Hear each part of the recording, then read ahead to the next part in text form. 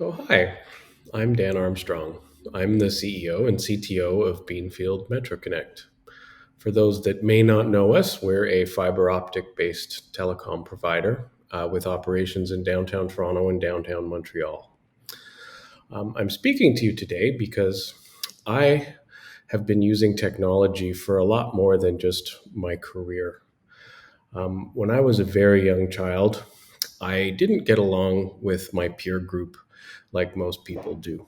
I was a weird outcast kind of kid. I grew up in a very middle class neighborhood with lots of other, very successful white kids around that loved sports, and I just didn't fit into this group. And it was only when I stumbled across a piece of technology, which in its day was pretty revolutionary, but I'm going to date myself by talking about it.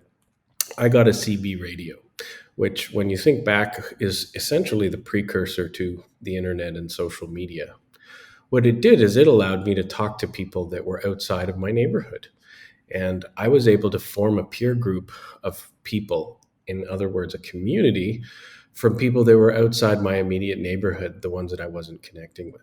And I actually had a great experience, and I felt very supported and very vindicated by this new community that I found through these electronic means. And that, of course, in the late 80s, early 90s, gave way to something called computer bulletin board systems. Those were the direct precursor to the internet we know today. And I guess it was no accident that I stumbled across a career in internet connectivity, because I also, growing up, hitting puberty throughout all of this, realized that I didn't look at girls the same way that my peer group was. I was actually looking at boys.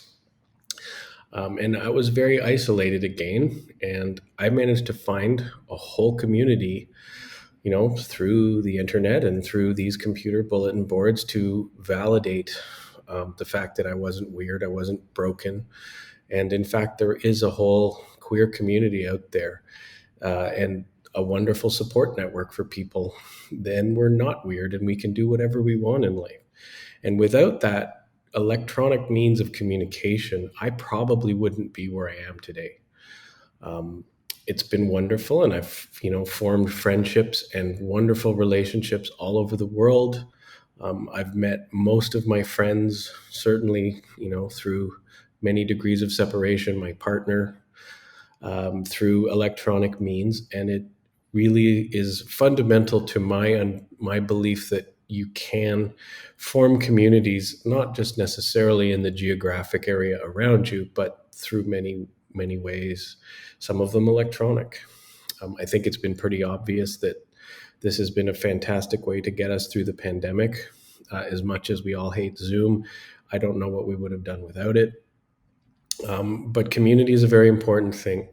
And if we can stick together and help each other and work as one, we can conquer just about anything.